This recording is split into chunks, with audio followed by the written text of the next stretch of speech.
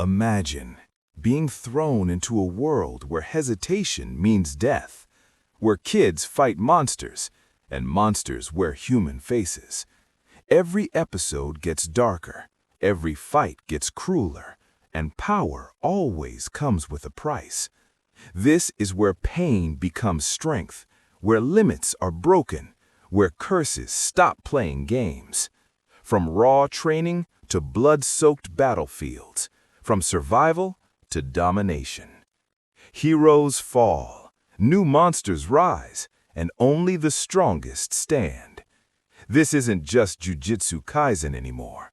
This is chaos. This is evolution. Episodes 13 to 20. Turn up the volume, because from here on, it only gets insane. Before going forward, if you love anime concise explanations, make sure to like the video and subscribe for more Jujutsu Kaisen breakdowns. Now, let's break down episodes 13 to 20. Episode 13 marks a quiet but critical turning point. The tragedy of Junpei has passed, Mahito has escaped, and the raging fire of the previous episodes cools into smoldering embers. The story slows down, not to rest, but to prepare. This is the deep breath before the plunge, the moment where Jujutsu Kaisen shifts from a story of reactive battles to a calculated, looming war. We open on the other side of the world, the curse side. Here, Mahito, the curse born from human hatred, meets with two beings of immense power. Jogo, the volcano curse, embodiment of the earth's fiery wrath, and Hanami, the forest curse, a silent monument to nature's indifference. This isn't a chance encounter, this is a council of war. The cinematography here is deliberate, close, confined, secretive. This is a meeting meant to be hidden from human eyes. For the first time, it is made undeniably clear, intelligent curses are organizing. They are not just forces of nature or random manifestations of fear. They possess will, ambition, and a twisted philosophy. They believe humans and the sorcerers who protect them are obstacles to a world where curses, born from the raw truth of human emotion, like fear, hatred, and despair, are the true inheritors of the earth. This is a declaration of ideological war, not just a conflict of survival. And then Jogo admits something chilling. He says it plainly, a fact so obvious it terrifies them. As long as Satoru Gojo exists, our plans will never succeed. In one line, the series reframes its strongest hero. Gojo is no longer just a powerful ally. He is the linchpin, the absolute barrier, the sole reason the curse world remains in the shadows. He is the embodiment of modern jujutsu, and his existence alone dictates the tempo of their entire rebellion. And then we return to Yuji Itadori, but he is not the same boy who ate Sukuna's finger to save his friends. Junpei's death, the failure to save someone who only needed a friend, has left a spiritual scar, one that won't fade with a simple victory. He's quieter. His eyes hold a deeper, more serious light. He carries a weight he didn't have before, the true weight of a sorcerer's duty, the weight of those you couldn't protect. Gojo notices. He sees the guilt hardening around Yuji's heart, and his training method in response is brilliantly unconventional. No sparring, no domain exercises, just movies. Yuji's task is deceptively simple, yet profoundly difficult. Watch films for hours on end while maintaining perfect, unbroken control over his cursed energy. Why this peculiar method? Gojo explains it with clinical clarity. Strong, volatile emotions, rage, grief, paralyzing fear, they disrupt the flow of cursed energy. They create openings. They make you weak. Against an enemy like Mahito, who doesn't attack the body, but the very shape of the soul, losing emotional control isn't just a tactical error, it's a death sentence. Your soul becomes pliable, vulnerable.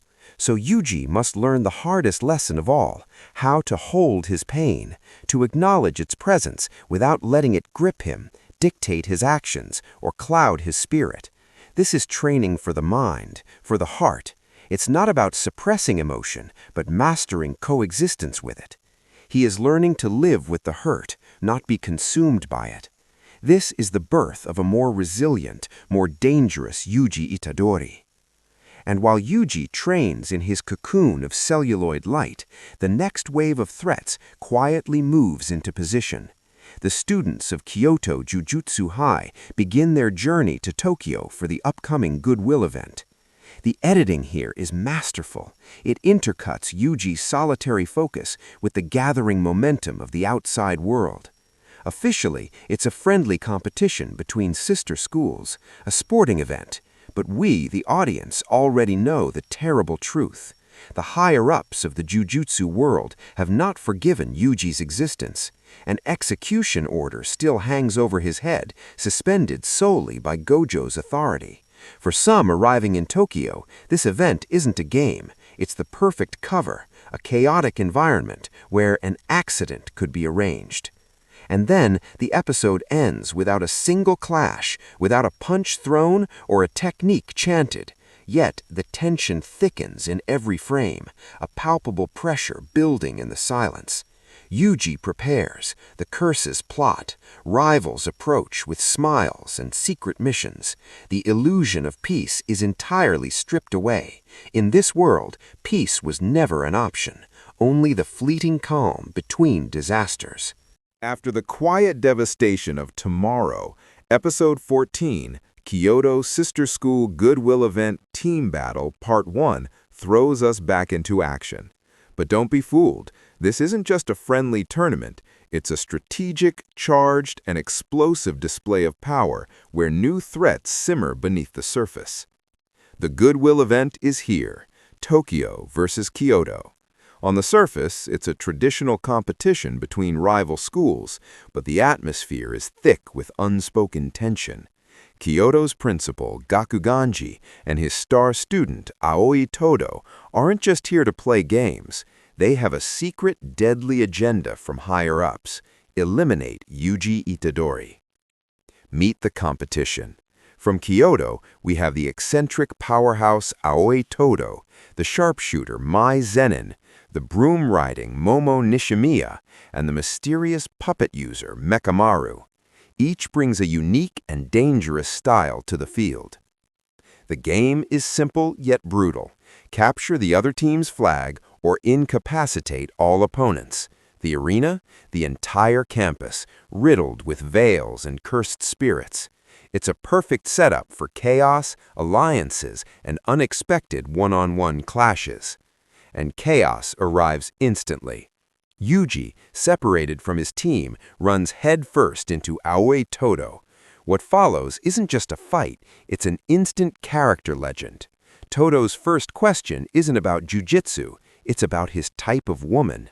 Yuji's earnest, specific answer of a tall woman triggers a brotherly bond in Todo's soul. While Yuji finds a brother, others are in real fights.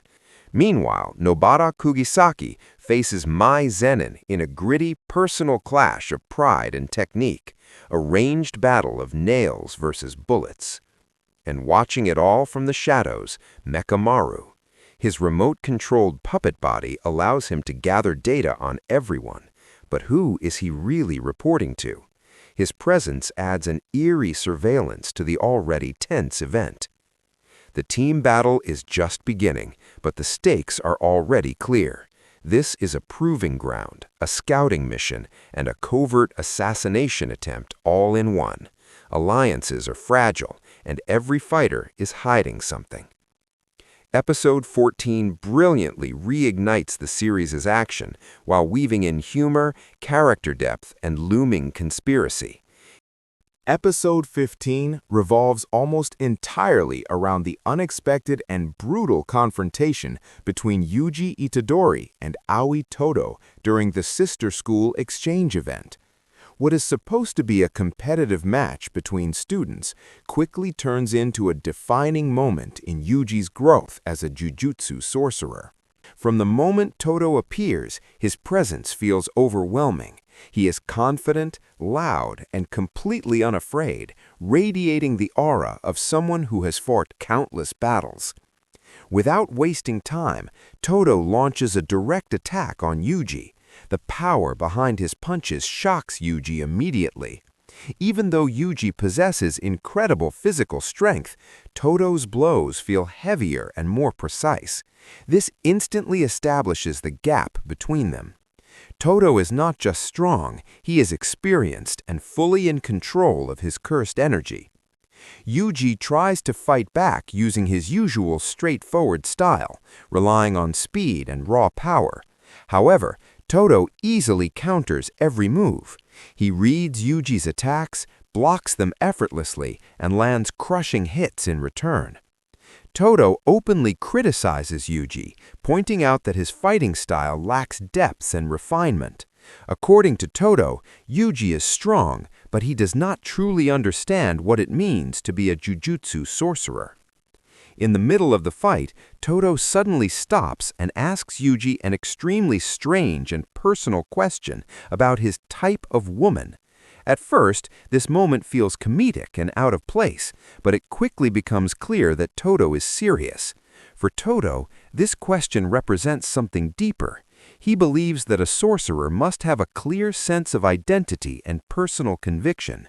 Without that, strength is meaningless. Yuji answers honestly, without hesitation or embarrassment. This sincerity surprises Toto. In that moment, Toto decides that Yuji is not shallow or fake, he is genuine. Toto immediately changes his attitude and declares Yuji his brother. This sudden shift is strange, but it marks a turning point in the episode. Toto no longer wants to kill Yuji. Instead, he wants to test him, challenge him, and force him to grow. From this point onward, the fight becomes more intense. Toto increases the pressure, attacking Yuji relentlessly. Each blow is designed to teach Yuji something. Toto points out Yuji's flaws as he fights, explaining that Yuji relies too much on instinct and strength without fully controlling his cursed energy. Yuji begins to realize that he has been fighting inefficiently this entire time. Toto treats the battle like a lesson rather than a competition. He overwhelms Yuji repeatedly, forcing him to adapt on the spot.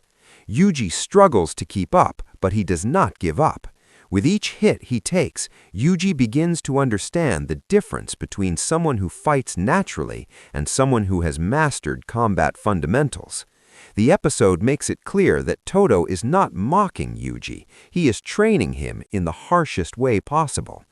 Toto believes that true growth only comes when a sorcerer is pushed beyond their limits. He forces Yuji to confront his weaknesses head-on, without comfort or protection. As the fight continues, Yuji begins to change. He begins thinking instead of reacting blindly. He pays attention to timing, movement, and cursed energy flow. While he is still far behind Toto, the progress is noticeable. Yuji is no longer just swinging punches, he is learning. By the end of episode 15, the fight does not end with a clear winner. Instead, it ends with transformation. Yuji is physically exhausted and badly injured, but mentally stronger than before. Toto acknowledges Yuji's potential and accepts him as someone worth standing beside. This episode is crucial because it introduces Aoi Todo not just as a powerful fighter, but as an unexpected mentor figure. Toto's brutal honesty and extreme methods force Yuji to grow faster than any normal training ever could. Episode 15 shows that Yuji's journey is no longer about surviving fights, it is about mastering himself. The episode closes with the sense that Yuji has taken his first real step toward becoming a true Jujutsu sorcerer, not just a strong fighter. His encounter with Todo leaves a lasting impact that will shape every battle he faces from this point forward. Episode 16 shifts the spotlight away from Yuji and places it on one of the most surprising and emotional fights of the exchange event, Panda versus the robot-controlled sorcerer, Mechamaru. At first glance, this battle looks strange and almost comedic, but it quickly turns into one of the most meaningful fights of the event. The episode begins with Panda moving through the forest alone during the sister school exchange event. Unlike the other students, Panda appears calm and confident. Because he looks playful and talks casually, many underestimate him. However, this episode slowly reveals that Panda is far more complex than he seems. Panda is suddenly attacked by a massive mechanical puppet controlled from a distance. This robot belongs to Mechamaru, a Kyoto Jujutsu high student who cannot fight physically and instead controls puppets using cursed energy.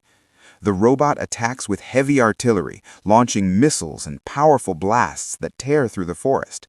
The sheer scale of the machine makes it clear that this is not a normal student-level opponent. At first, Panda struggles. The robot's long-range attacks keep him from getting close, and its firepower overwhelms the battlefield. Panda is thrown around repeatedly, taking heavy damage.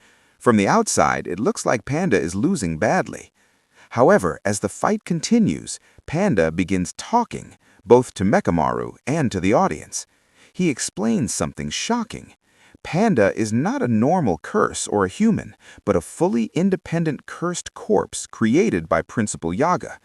Unlike ordinary cursed corpses, Panda has emotions, thoughts, and multiple cores that define who he is. This revelation completely changes the tone of the fight. Mechamaru, who has lived his entire life trapped in a broken body, becomes deeply emotional. Mechamaru reveals that he envies Panda. Panda can move freely, feel the world, and live like a human, everything Mechamaru has been denied since birth. Mechamaru's anger and resentment pour into the fight, making his attacks even more desperate. Panda then reveals his true strength. He switches from his usual playful form into his gorilla mode, dramatically increasing his physical power. With this transformation, Panda closes the distance and begins smashing through the robot's defenses. The battle shifts completely. What once looked like Panda's defeat turns into his domination. But Panda does not enjoy this victory. Instead of mocking Mechamaru, Panda speaks to him with understanding. Panda acknowledges Mechamaru's suffering and explains that both of them are abnormal beings trying to survive in a world that doesn't fully accept them. This emotional exchange makes the fight feel less like a competition and more like a confrontation between two lonely souls. As the fight reaches its climax, Panda destroys the robot completely. However, he does not feel satisfaction. Panda recognizes that Mechamaru's anger comes from pain, not cruelty. The episode makes it clear that this fight was never truly about winning. It was about identity, envy, and what it means to be alive. Episode 16 is important because it deepens the world of Jujutsu Kaisen. It shows that even side characters carry heavy emotional burdens, and that fights are not always about hatred. Sometimes they're about longing and pain. Panda versus the robot may look unusual, but it is one of the most human battles in the entire arc. Episode 17 focuses on one of the most emotionally charged fights of the Sister School Exchange event. Unlike other battles that rely on overwhelming cursed energy or flashy techniques, this episode centers on human conflict, family resentment, and ideology, mainly through Maki Zenin, Mai Zenin, and Miwa. The episode begins with Maki Zenin moving confidently through the forest. Unlike most sorcerers, Maki possesses little to no cursed energy, yet she fights using pure physical strength, weapon mastery, and discipline. Because of this, she has been mocked and rejected by her own clan her entire life. This background silently fuels everything she does. Maki soon encounters Miwa, the blue-haired Kyoto student. Miwa appears polite, nervous, and unsure of herself. She does not radiate confidence like other fighters, and at first glance she seems harmless. However, Miwa is serious about the competition and believes she must win in order to support her family. This gives her resolve, even if she lacks experience. The real tension begins when Mai Zenin, Maki's twin sister, joins the fight. Mai immediately mocks Maki, not just as an opponent, but as family. She criticizes Maki for abandoning the Zenin clan and choosing a difficult path. Through their dialogue, it becomes clear that Mai deeply resents Maki, not because Maki is weak, but because Maki was strong enough to leave. Mai fights using a gun and cursed bullets, relying on precision rather than brute force. Her fighting style contrasts sharply with Maki's close combat approach.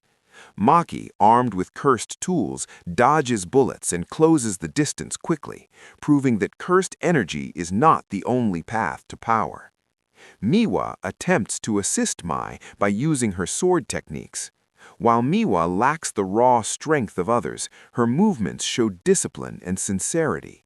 She fights not out of hatred, but responsibility. However, the difference in experience becomes obvious. Maki easily reads Miwa's attacks and counters her without hesitation. As the fight continues, Mai becomes increasingly emotional.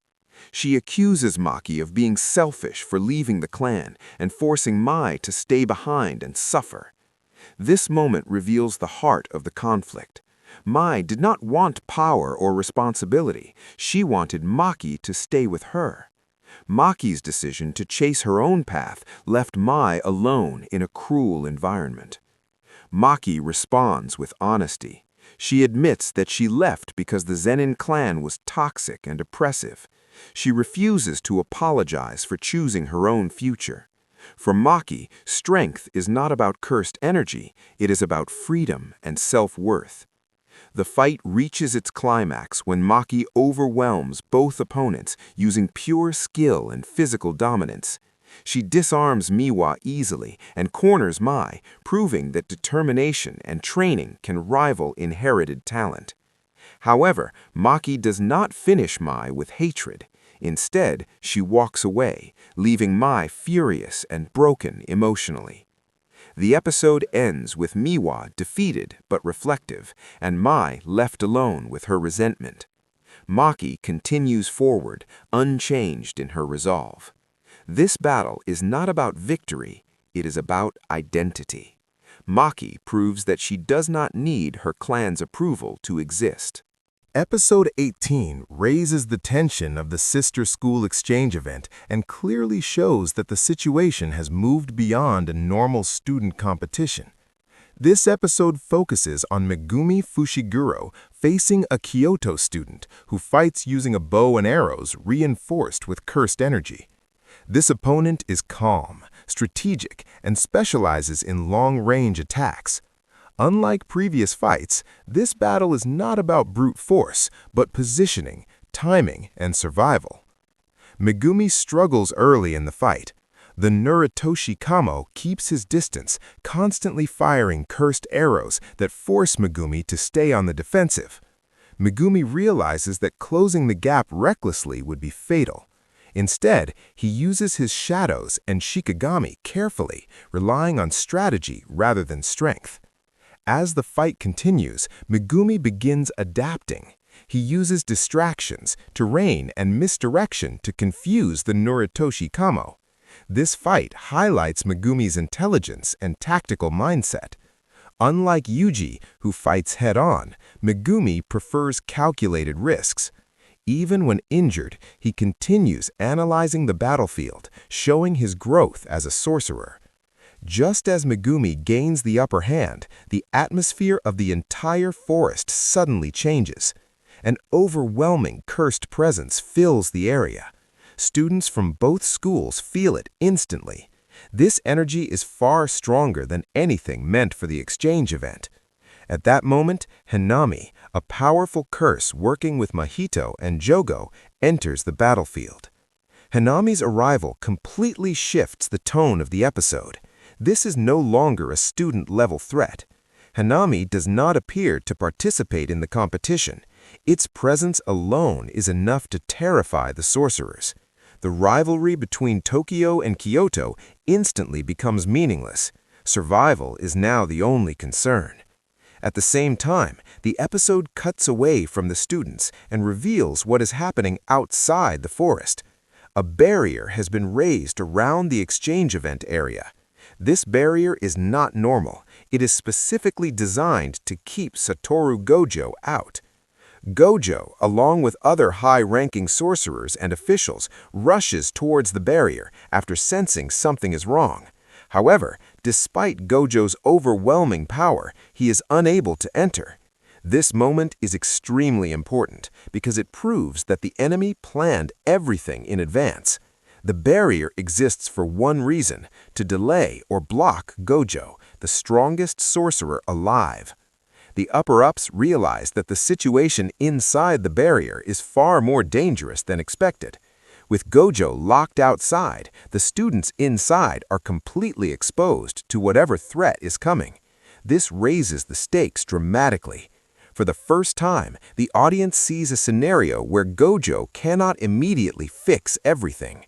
Back inside the forest, chaos spreads.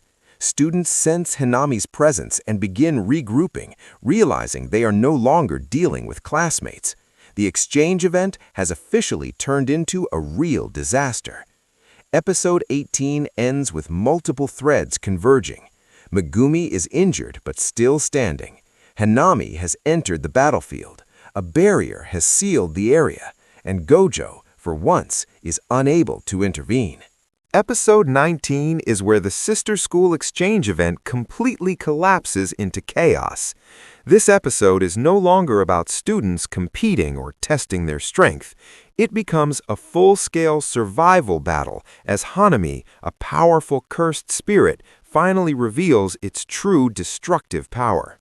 The episode begins with the students inside the forest sensing an overwhelming cursed presence. Unlike previous curses, this energy feels heavy, ancient, and suffocating. Panic spreads among both Tokyo and Kyoto students as they realize this enemy is far beyond anything they were meant to face. Hanami enters the battlefield calmly, without urgency. This calmness is what makes the situation terrifying. Hanami does not rush or scream. It simply exists, and that alone puts everyone in danger. Its goal is clear: kill sorcerers and disrupt the Jujutsu world, not participate in the event. Soon, several sorcerers from both schools converge to confront Hanami. Around 5 sorcerers attempt to engage it together, believing teamwork is their only chance. Despite their combined efforts, Hanami shows no fear. Instead, it begins overwhelming them one by one.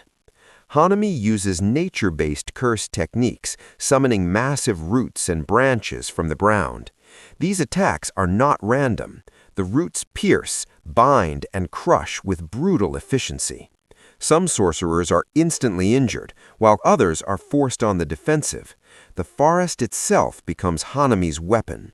The sorcerers attempt to counterattack using cursed tools, techniques, and coordination. For brief moments, it looks like teamwork might work. However, Hanami's durability proves terrifying. Even direct hits barely slow it down. This makes it clear that student-level attacks are almost meaningless against a curse of this caliber. As the fight continues, Hanami adapts. It analyzes the sorcerer's movements, predicts their attacks, and responds with overwhelming force. Every move feels deliberate, as if Hanami is testing how much punishment these humans can endure before breaking.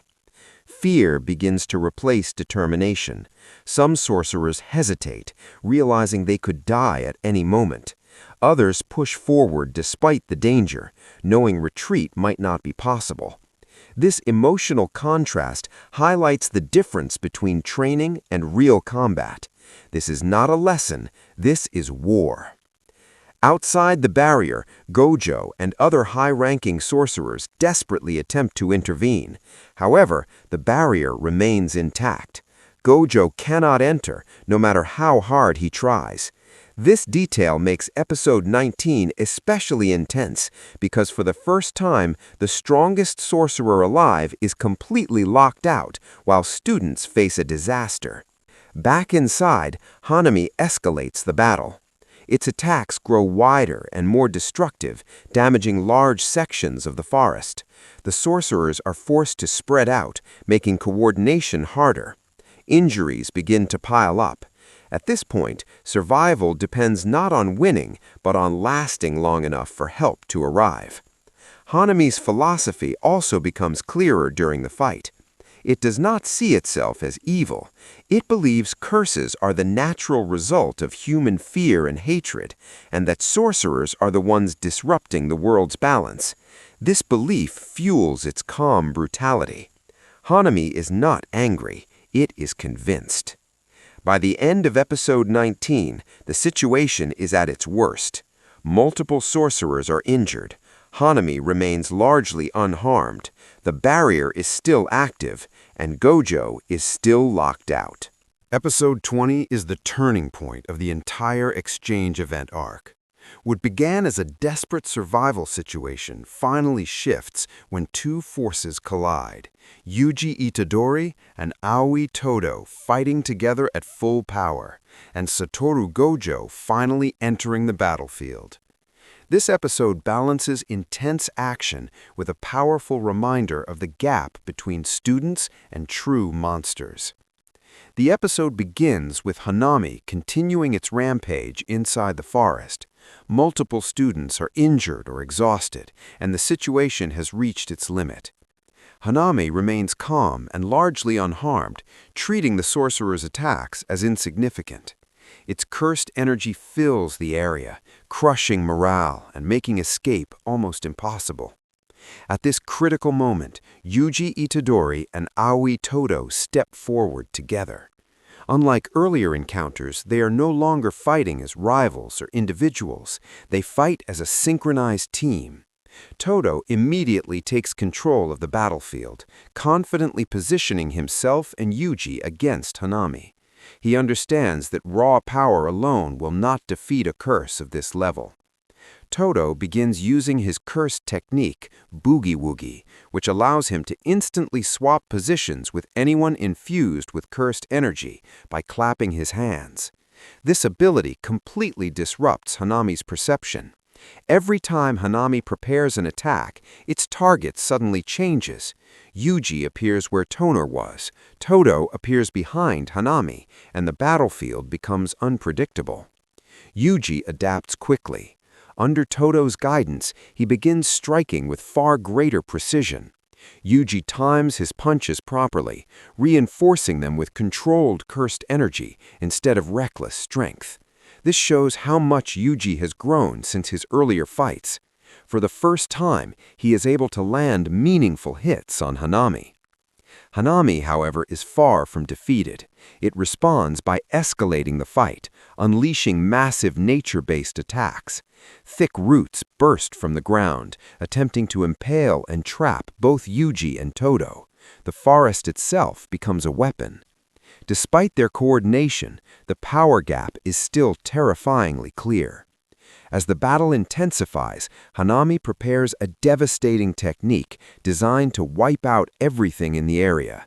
The pressure becomes unbearable. Even Yuji and Todo realize that no matter how well they fight, they cannot finish this battle alone. Outside the barrier, the situation finally changes. Satoru Gojo, along with other high-ranking sorcerers, discovers a way to break through the barrier. At the exact moment when defeat seems inevitable, Gojo enters the battlefield. His arrival is instant and overwhelming. The cursed energy in the area shifts immediately. Hanami senses it before seeing him.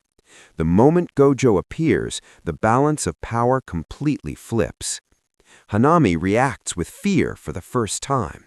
Without hesitation, it abandons its attack and attempts to escape. This reaction alone proves everything. The curse that dominated multiple sorcerers is terrified of one man. Gojo does not chase recklessly. Instead, he calmly assesses the situation, ensuring the student's safety first.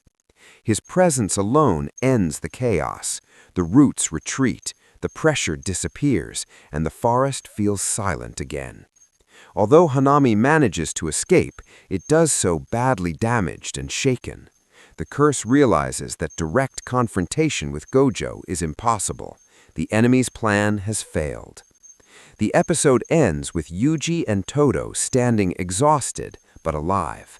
Their teamwork proved that students can survive against overwhelming odds, but also that some battles require absolute power. Gojo's arrival reinforces a core truth of the Jujutsu world. As long as Gojo exists, total disaster can be stopped. And with that, this chapter of Jujutsu Kaisen comes to an end. What started as training and rivalry turned into real battles, painful choices, and lasting scars. Yuji learned the weight of fighting beside others. Nobara proved that fear has no control over her. And Megumi showed us that strength often comes from difficult decisions. These episodes remind us that in the Jujutsu world, growth is never free. It's earned through pain and sacrifice. If you enjoyed this breakdown and want more anime concise explanations, don't forget to like the video, subscribe to the channel, and stay tuned, because the story only gets darker from here.